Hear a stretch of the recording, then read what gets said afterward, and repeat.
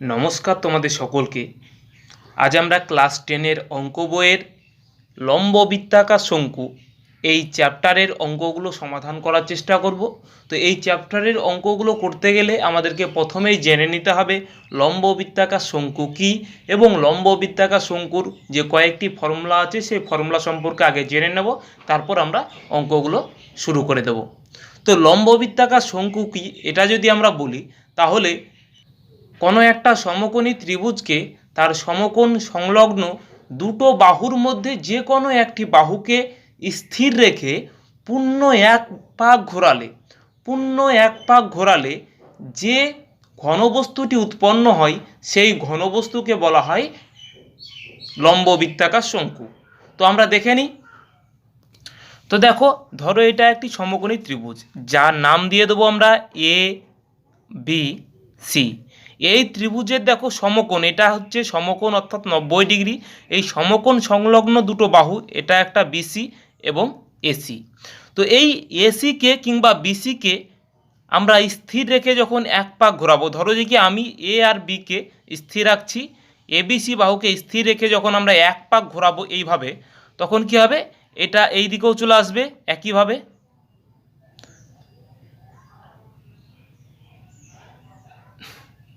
আমরা যখন পূর্ণ এক পাক ঘোরাবো তখন কি হবে, ঠিক এই রকম টাইপের হয়ে যাবে। আর ভূমিটা কেমন হবে, ভূমিটা এই রকম গোল হয়ে যাবে, এই রকম গোল হয়ে যাবে। তাহলে এই রকম টাইপের একটা কি হবে, যে ঘনবস্তু উৎপন্ন হবে। আর এই ঘনবস্তুকে বলা হচ্ছে লম্ব বৃত্তাকার শঙ্কু। ঠিক আছে, এই লম্ব বৃত্তাকার শঙ্কুর যে জিনিসগুলো জানতে হবে, দেখো এইটাকে বলছে তির্যক উচ্চতা। কি বলছে এইটাকে? তির্যক উচ্চতা। যেটা আমরা সমকোণী ত্রিভুজের অতিভুজ বলি, ওটাকে এখানে বলছে কি তির্যক উচ্চতা, যেটাকে প্রকাশ করা হয় এল দ্বারা।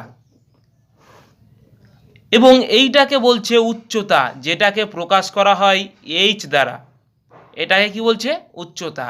আর এইখান থেকে ঠিক এইটাকে বলছে ব্যাসার্ধ, যেটাকে প্রকাশ করা হয় আর দ্বারা, ছোট হাতের আর দ্বারা কিন্তু প্রকাশ করা হয়। ঠিক আছে, আর এখান থেকে এই যে গোটাটা, এই গোটাটাকে কি বলছে? এই গোটাটাকে বলছে ব্যাস। তো আমরা এই লম্ব বৃত্তাকার শঙ্কুর তিনটে জিনিস পেয়ে গেলাম। একটা কি ব্যাসার্ধ পেলাম, একটা তির্যক উচ্চতা যেটাকে এল দ্বারা প্রকাশ করা হয়, একটা উচ্চতা পেলাম যেটাকে এইচ দ্বারা প্রকাশ করা হয়। এবার যদি আমরা দেখি, ভালো করে লক্ষ্য করি, তাহলে দেখো এই যে বৃত্তাকার যে অংশটা, এটা কি হচ্ছে, এটা ভূমির সাথে অর্থাৎ মাটির সাথে ঠেকে থাকছে, তাই এইটাকে কি বলা হয়? লম্ব বৃত্তাকার শঙ্কুর ভূমি। লম্ব বৃত্তাকার শঙ্কুর ভূমি কেমন হয়? বৃত্তাকার হয়। আমরা বুঝে গেলাম যে লম্ব বৃত্তাকার শঙ্কুর ভূমি বৃত্তাকার হয়। ধরো এটা একটা লম্ব বৃত্তাকার শঙ্কু, তাহলে এই যে লম্ব বৃত্তাকার শঙ্কুর এই যে এই অংশটা ভূমির সাথে ঠেকে থাকছে, তাই আমরা কি বলবো? ওই অংশটাকে বলবো লম্ব বৃত্তাকার শঙ্কুর কি ভূমি। আর লম্ব বৃত্তাকার শঙ্কুর ভূমি যেহেতু দেখো গোল, তাই আমরা বলতে পারি যে লম্ব বৃত্তাকার শঙ্কুর ভূমি কি হয়? বৃত্তাকার হয়। তাহলে আমরা একটা জিনিস পেয়ে গেলাম যে লম্ব বৃত্তাকার শঙ্কুর ভূমি বৃত্তাকার হয়। আর এই যে দেখো, এই যে পাশের যে তলটা, এই পাশের যে তল, এই তলটাকে বলা হয় লম্ব বৃত্তাকার শঙ্কুর পার্শ্বতল বা বক্রতল। কি বললাম? এই যে পাশের যে তল, এই তলটাকে বলা হয় লম্ব বৃত্তাকার শঙ্কুর পার্শ্বতল বা বক্রতল। আর এই পার্শ্বতল বা বক্রতল দেখো একটা বিন্দুতে ছেদ করেছে। ঠিক আছে, এই যে একটা বিন্দুতে ছেদ করেছে, যেই বিন্দুটাকে আমরা কি বলবো? শীর্ষবিন্দু। এখানে দেখো এ বিন্দুতে ছেদ করেছে, তাহলে এ বিন্দুকে আমরা বলতে পারি কি? শীর্ষবিন্দু। শীর্ষবিন্দু। আশা করছি বুঝতে পেরেছো। যদি প্রশ্ন থাকে আমাদের যে একটি লম্ব বৃত্তাকার শঙ্কুর কতগুলো তল থাকে, তখন আমরা বলবো একটি লম্ব বৃত্তাকার শঙ্কুর দুটি তল থাকে। একটি পার্শ্বতল, এই যে এই তলটিকে কি বলছে? পার্শ্বতল। এবং ভূমিতে এটা যদি নিরেট হয়, এটা ফাঁকা, কিন্তু যদি নিরেট হয় তাহলে এখানেও একটা কিন্তু তল পাওয়া যাবে, যে এই তলটা কি? সমতল। ঠিক আছে, তাহলে একটি লম্ব বৃত্তাকার শঙ্কুর দুটো তল থাকে, একটি পার্শ্বতল, পাশের যে তলটিকে পার্শ্বতল বলা হয় বা বক্রতল বলা হয়, আর ভূমিতে যেটা থাকে সেটা কি বলা হয়? সমতল। আর ভূমিটাও সবসময় কী হয়, লম্ব বৃত্তাকার শঙ্কুর বৃত্তাকার হয়। তাহলে আশা করছি বুঝতে পেরেছ। এবার আমরা দেখে নেব লম্ব বৃত্তাকার শঙ্কুর কয়েকটি যে ফর্মুলা আছে সেই ফর্মুলাগুলো। তো দেখো ফর্মুলাগুলো কিন্তু আমি লিখে নিয়েছি, এবার আমরা একে একে বুঝে নেব। এই যে লম্ব বৃত্তাকার শঙ্কুর ভূমি যেহেতু বৃত্তাকার, তাহলে এর যে ভূমির ক্ষেত্রফল হবে, ক্ষেত্রফল কী হবে, বৃত্তের যে ক্ষেত্রফল ভূমির ক্ষেত্রফলের সাথে সমান হবে। তাই এইটা যেহেতু বৃত্তাকার, তাই আমরা এটার যে ভূমি, সেই ভূমির ক্ষেত্রফল কী হবে, পাই আর স্কোয়ার হবে। এটা যেহেতু, আর বৃত্তের ক্ষেত্রফল কি, পাই আর স্কোয়ার, তার জন্য এটার ভূমি যেহেতু বৃত্তাকার, তার জন্য লম্ব বৃত্তাকার শঙ্কুর ভূমি কী হবে, লম্ব বৃত্তাকার শঙ্কুর ভূমির ক্ষেত্রফল কী হবে, পাই আর স্কোয়ার বর্গ একক। আশা করছি বুঝতে পেরেছ। এবার দেখে নেব দুইয়েরটা কী বলেছে, দেখো পার্শ্বতলের ক্ষেত্রফল।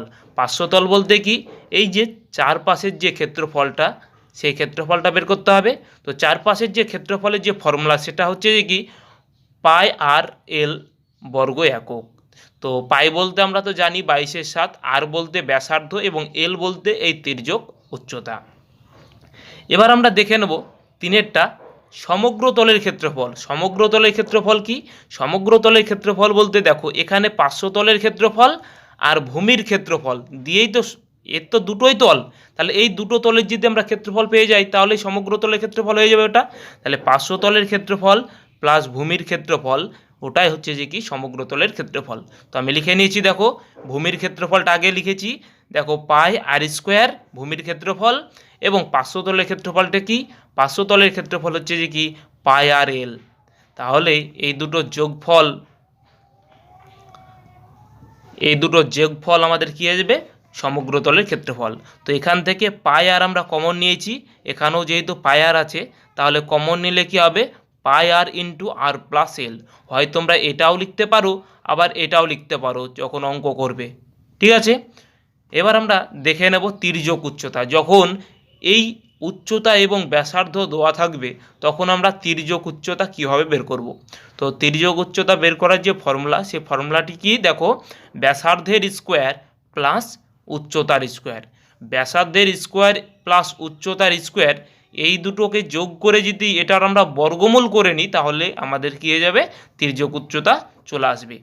তারপর কখনো কখনো আমাদেরকে অঙ্কে বলতে পারে শুধু উচ্চতা বের করতে, তখন আমরা কি করব, তখন তির্যক উচ্চতা যেটা দেওয়া থাকবে সেটার স্কোয়ার থেকে আমরা এই ব্যাসার্ধের স্কোয়ারটা আমরা কি করব, বিয়োগ করব। বিয়োগ করে যদি আমরা বর্গমূল করি, তাহলেই কিন্তু আমরা উচ্চতা পেয়ে যাব। আশা করছি বুঝতে পারছো। বুঝতে না পারলে অবশ্যই কমেন্ট করে জানাবে।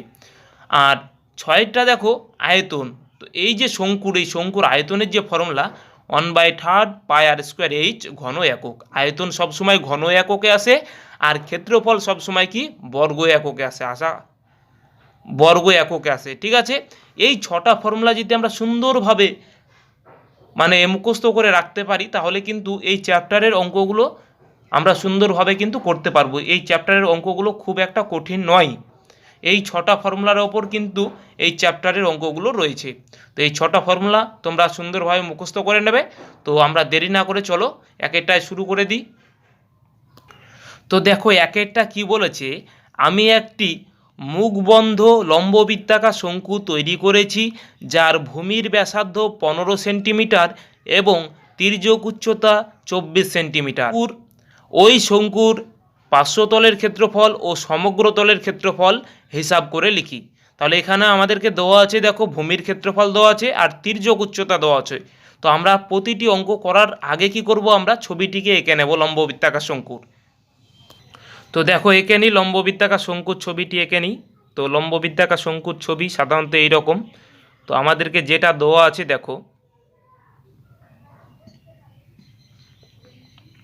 আমাদেরকে বলা আছে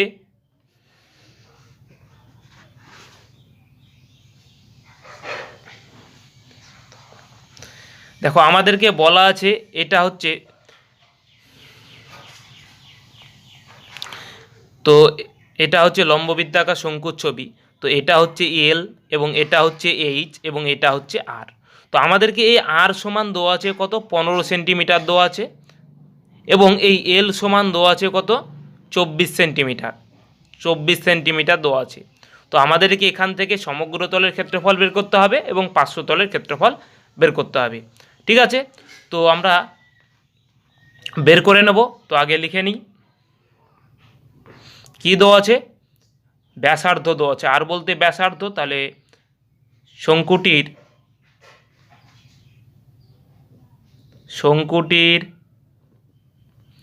ব্যাসার্ধ কত, 15 সেমি, এবং তির্যক উচ্চতা কত দেওয়া আছে, তির্যক উচ্চতা দেওয়া আছে দেখো 24 সেমি। আমাদেরকে বের করতে বলেছে পার্শ্ব তলের ক্ষেত্রফল, তাহলে আমরা বের করে নেব। অতএব পার্শ্ব তলের ক্ষেত্রফল, পার্শ্ব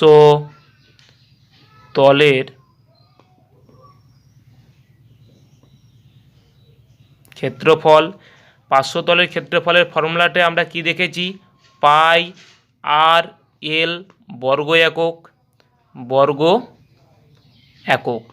দেখো পাই বলতে 22/7, তো আমরা 22/7 লিখে দিলাম পায়ের জন্য। আর বলতে ব্যাসার্ধকে আর দ্বারা কিন্তু প্রকাশ করা হয়, এর আগে আমরা দেখেছিলাম। তো আর বলতে এখানে আর বলতে কি হবে, 15, তাহলে 15। এল বলতে তির্যক উচ্চতা, আমাদেরকে দেওয়া আছে কত, তির্যক উচ্চতা 24, তাহলে এখানে আমরা লিখে দেবো 24।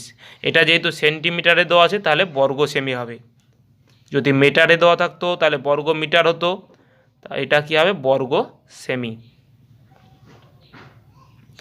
এবার আমরা এটাকে কি করব, কাটাকাটি করে নেব। দেখো 7 দিয়ে কিন্তু এটাকেও কাটে না, এটাকেও কাটে না, তো তাই আমরা কি করব, গুণ করে নেব। তো এটার সাথে এটা গুণ করে নাও, তাহলে 15-র সাথে যদি আমরা 22-এর গুণ করি, তাহলে 15 দুগুণি 30, 30-এর শূন্য হাতে থাকে 3, 15 দুগুণি 30, 30 আর 3-এ 33, 330 হলো। আর এখানে কত থাকলো, 24, আর নিচে কত, 7, এটা বর্গ সেমি। তো আমরা এই 330-কে 24 দিয়ে গুণ করব, তো গুণ করলে আমাদের হবে কত, হবে 7920/7 বর্গ সেমি হবে। এবার আমরা কি করব, এটাকে ভাগ করে দেব। তো ভাগ করে দাও, এটা রাফে ভাগ করবে, এখানে রাফে আমি ভাগ করে দেখাচ্ছি। তো 7920-কে ভাগ করে দাও 7 দিয়ে, তাহলে 7 একে 7, তাহলে এখানে 9, তাহলে 7 একে 7, 8 9 2, ওই 2 নামিয়ে দাও, তাহলে 3 7 21, তাহলে 21 1, আর ওই শূন্য নামিয়ে দাও, তাহলে 7 একে 7, তাহলে এখানে কি 3। যেহেতু আর জিতছে না, তাই আমরা কি করব, এখানে একটা দাগ দেবো, ভাগফল যেটা আছে সেটা উপরে লিখব, যেটা দিয়ে ভাগ করলাম সেটা আমরা কি করব, এটার নিচে লিখব। তাহলে 7 দিয়ে ভাগ করেছি, তাহলে আমাদের কত হলো, 1131/3/7 বর্গ সেমি। তো আমরা এখানে সমান চিহ্ন দেবো, দিয়ে লিখব 1131/3/7 বর্গ সেমি। তাহলে এটা আমাদের পার্শ্ব তলের ক্ষেত্রফল চলে এলো। একইভাবে আমরা সমগ্র তলের ক্ষেত্রফলটি বের করে নেব। তো সমগ্র তলের ক্ষেত্রফলের ফর্মুলাটি আমরা কি জানি, পাই আর ইন্টু আর প্লাস এল বর্গ একক, এটাই তো আমরা জানি, তো এটাই আমরা লিখলাম। এবার দেখো পায়ের মান আমরা কি জানি, 22/7, তো 22/7 লিখে দাও। আর এর মানটা আমরা কি পেয়েছিলাম, আর সমান আমরা 15 পেয়েছি ব্যাসার্ধ, তো আর এর মান আমরা 15 লিখে দেবো। এখানেও দেখো আর আছে, তাহলে আর এর মান কী হবে, 15, তো 15 লিখে দাও। এল এর মান আমরা কি জানি, এল এর মান আমরা 24 পেয়েছি, তো 24 লিখে দেবো, তো 24 লিখে দাও। এটা বর্গ সেমি হবে, বর্গ সেমি। তো 7 দিয়ে দেখো কাটছে না, তো 15 এবং 22 গুণ করলে কত হবে, তখন আমরা 15 এবং 22 গুণ করেছিলাম, দেখো কত পেয়েছিলাম, 330। তো 15 এবং 22 গুণ করলে 330 হবে 7, আর এটা যোগ করে নাও, যোগ চিহ্ন আছে, তাহলে কত হবে, 39 হবে, 39, এত বর্গ সেমি। এবার আমরা কি করব, 39-এর সাথে 330-এ গুণ করে নেব, যেহেতু কাটাকাটি হচ্ছে না, তাই আমরা কি করব, 330-এর সাথে 39-এ গুণ করে নেব। তো গুণ করলে আমাদের কত হবে, 12,870 বাই কত, 7 বর্গ সেমি। এবার এটাকে ভাগ করব, ভাগ করে যেটা হবে সেটাই আমাদের অ্যান্সার। এটা যেহেতু কাটাকাটি হচ্ছে না তার জন্য আমরা পূর্ণতে নিয়ে যাব। তো আমি রাফে ভাগ করে দেখিয়ে দিচ্ছি। 12,870 এটাকে ভাগ করতে হবে কত দিয়ে? 7 দিয়ে। তাহলে 7 একে 7, তাহলে এখানে 3 আর দিয়ে 5 আর 8 নেমে গেল, তাহলে 58, 27 কত? 56, তাহলে 2 হচ্ছে। আর পরে 7 নামিয়ে দাও, 3 7 21, তাহলে 21, তাহলে কত হবে? 6, পরে 0 নামিয়ে দাও, তাহলে 7, তাহলে 27 কত? 56, 5 6, তাহলে থাকছে ভাগশেষ কত? 4, তাহলে 4 উপরে চলে যাবে, যে এটা দিয়ে ভাগ করেছি এটা নিচে চলে আসবে। তাহলে কত হলো? 1838 পূর্ণ 4/7 বর্গ সেমি। আশা করছি অঙ্কটি বুঝতে পেরেছো। যদি না বুঝতে পারো ভিডিওটি থামিয়ে থামিয়ে দেখবে, ঠিক আছে। আমাদের 500 তলের ক্ষেত্রফল কত এলো? এটা এলো। এবং সমগ্র তলের ক্ষেত্রফল আমাদের কত এলো? এটা এলো, ঠিক আছে। পূর্ণতে কীভাবে নিয়ে যেতে হয় সেটাও তোমরা বুঝতে পেরেছো আশা করছি। একইভাবে আমরা 2-এর অঙ্কটি দেখে নেব। দেখো 2-এরগুলো কি বলেছে? শঙ্কুর আয়তন নির্ণয় করি যখন। একেরটা কি বলেছে দেখো, ভূমির ক্ষেত্রফল 1.54 বর্গমিটার এবং উচ্চতা 2.4 মিটার। তো এখান থেকে আমাদেরকে কী করতে হবে? আয়তন বের করতে হবে। তো আমরা একইভাবে ছবিটি আগে এঁকে নিই। তো প্রথমে আমরা একটি লম্ববৃত্তাকার শঙ্কুর ছবি এঁকে নেব। তো লম্ববৃত্তাকার শঙ্কুর ছবি এঁকে নিই। এইরকম টাইপের একটি লম্ববৃত্তাকার শঙ্কু। এই লম্ববৃত্তাকার শঙ্কুর ভূমির ক্ষেত্রফল দেওয়া আছে 1.54 বর্গমিটার। আর এই যে উচ্চতা এইচ সমান দেওয়া আছে আমাদেরকে 2.4। তো এখান থেকে আমাদেরকে আয়তনটা বের করতে হবে। তো আমরা যেটা যেটা দেওয়া আছে আমরা লিখে নিই আগে। তাহলে শঙ্কুটির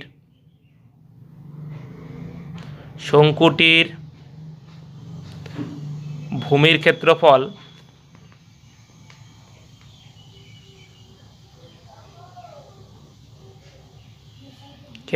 কি দেওয়া আছে? 1.54 বর্গমিটার।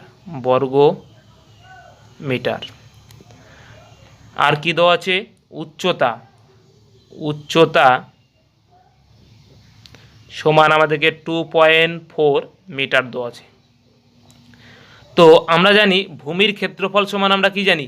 ভূমির ক্ষেত্রফলের যে ফর্মুলা, সেই ফর্মুলাটি আমরা জানি পাই আর স্কোয়ার। তাহলে আমরা লিখতে পারি অতএব পাই আর স্কোয়ার সমান, এটা লিখতে পারি, এটাও কিন্তু ভূমির ক্ষেত্রফল। আর আমরা কি জানি? ভূমির ক্ষেত্রফল পাই আর স্কোয়ার। তো আমরা লিখতে পারি 1.54, তাহলে এটা সমান এটা লিখতে পারি। এবার আমাদেরকে আয়তন বের করতে বলেছে, তাই আমরা আয়তন বের করব। অতএব আয়তন সমান কি? 1/3 পাই আর স্কোয়ার এইচ। দেখো 1/3 পাই আর স্কোয়ারের মানটা আমরা কি জানি? দেখো পাই আর স্কোয়ারের মানটা আমরা পেয়েছি কি? 1.54, এবং এইচের মানটা আমরা কি পেয়েছি? 2.4। তো আমরা লিখে দেবো 2.4 এত ঘন মিটার। তো এটা দেখো, এটার দশমিক তুলে দাও, নিচে দুটো শূন্য পেয়ে যাব। এটার দশমিক তুলে দাও, নিচে একটি শূন্য পেয়ে যাব। 3 দিয়ে এই 24কে কাটো, তাহলে 3 8 24, তাহলে এখানে থাকছে দেখো 154 এবং 8। তো 154 এবং 8 যদি আমরা গুণ করি তাহলে কত হবে? 3। তো এটা যদি আমরা গুণ করি তাহলে কত হবে? 4 8 32, 32-এ 2 হাতে থাকে 3, 5 8 কত? 40, 40 আর 3-এ কত? 43-এ 3 হাতে থাকে 4, 8 একে 8, 8 আর 4-এ কত হবে? 8 আর 4-এ 12, অর্থাৎ 1232 বাই কত হবে? এখানে দেখো 100 এবং 10 গুণ করলে কি হবে? আমাদের 1000, এত ঘন মিটার। তো আমরা 1000 দিয়ে যদি ভাগ করি তাহলে কি হবে? দেখো 1-এর পরে 3টে শূন্য আছে, তাহলে আমরা ডান দিক থেকে 3টের পরে দশমিক বসিয়ে দেবো, তাহলে আমাদের ভাগ হয়ে যাবে। তাহলে 1 2 3 2, 1 2 3, 3-এর পরে দশমিক বসিয়ে দাও, তাহলে এত ঘন মিটার আমাদের হয়ে গেছে আয়তন। তাহলে আয়তনটা আমরা কি পেলাম? 1.232 এত ঘন মিটার। একইভাবে আমরা 2-এরটা দেখে নেব কি বলেছে। তো দেখো 2-এরটা কি বলেছে? ভূমির ব্যাসের দৈর্ঘ্য 21 মিটার এবং তির্যক উচ্চতা 17.5 মিটার। তাহলে এটার আয়তন বের করতে হবে। একইভাবে আমরা আগে ছবিটি এঁকে নেব। এখানে একটি লম্ববৃত্তাকার ছবি আমি এঁকে নিই। এটা হচ্ছে ভূমির ব্যাস, এবং এটা উচ্চতা, এটা তির্যক উচ্চতা। তো আমরা দিয়ে দিই এটা উচ্চতা, এটা এল। এল সমান আমাদের দেওয়া আছে, কত দেওয়া আছে? এল সমান আমাদের দেওয়া আছে 17.5। এবং এই যে ব্যাস অর্থাৎ 2r, আমরা যখন ব্যাসার্ধকে আর বলি এবং ব্যাস সমান হচ্ছে যে 2r, তাহলে 2r সমান দেওয়া আছে কত? 21। তাহলে এখান থেকে আমরা আর পেয়ে যাব। তো এখান থেকে আমরা আর পেয়ে যাব।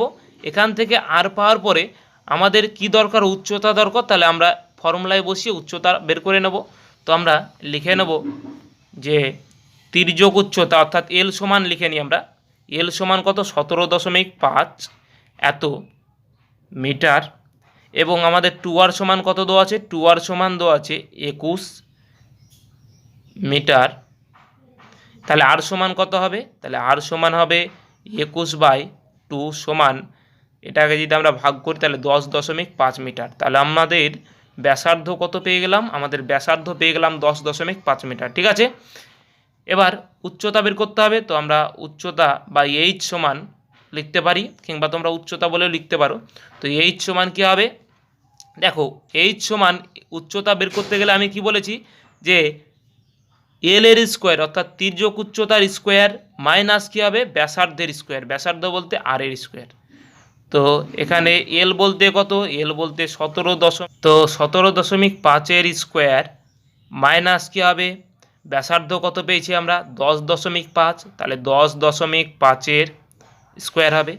তো এটাকে আমরা ফর্মুলায় ফেলে দেবো। দেখো এটা যদি আমরা এ ধরি, এটা যদি বি ধরি, তাহলে এ স্কোয়ার মাইনাস বি স্কোয়ার হচ্ছে।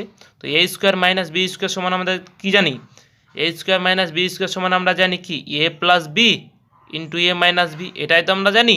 তো এ প্লাস বি বলতে কি? তাহলে 17.5 প্লাস বি বলতে 10.5, তাহলে এ প্লাস বি হয়ে গেল। এবার এ মাইনাস বি, তাহলে এ বলতে 17.5 মাইনাস বি বলতে 10.5, এইটা। তো এটা থেকে এটা যোগ করে নাও, যোগ করলে কত হবে? তা যোগ করলে 17 আর 10 কত হবে? 17 আর 10 27, আর এই 0.5 যোগ করলে 1 হয়ে যাবে, তাহলে 28 হলো। 28 গুণিত এটা থেকে এটা বাদ দিয়ে দাও, তাহলে 17 থেকে 10 বাদ দিলে কত হবে? 7।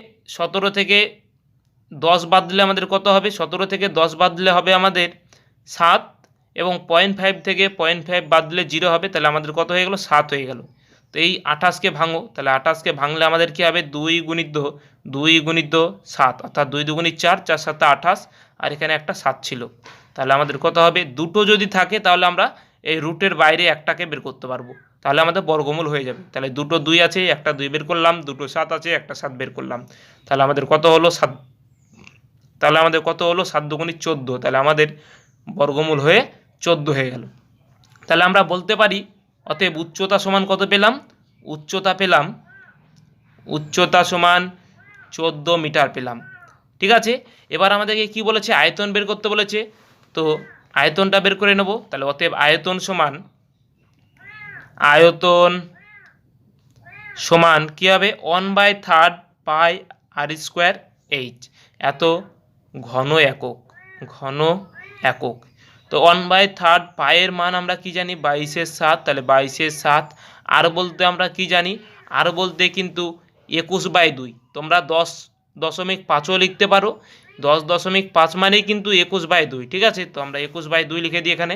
তাহলে 21/2 ইন্টু 21/2, কেন?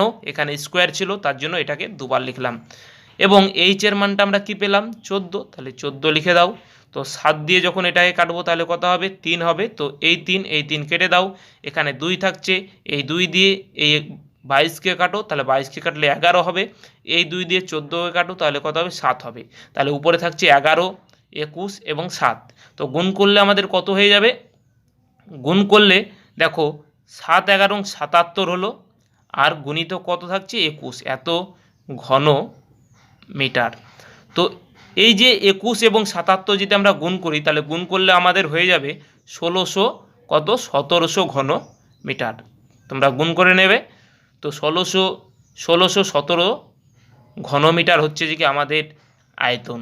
আশা করছি বুঝতে পেরেছো। তো আজ এই পর্যন্তই। এই দুটো অঙ্ক আশা করছি সুন্দরভাবে বুঝে গেছো। যদি না বুঝতে পারো ভিডিওটিকে থামিয়ে দেখবে, তাহলে বুঝে যাবে। তো ভিডিওটি ভালো লাগলে অবশ্যই চ্যানেলটিকে সাবস্ক্রাইব করবে এবং বন্ধুদের সাথে বেশি বেশি করে শেয়ার করবে, যাতে তারাও ভিডিওগুলি দেখে অঙ্কগুলি খুব সহজেই শিখতে পারে।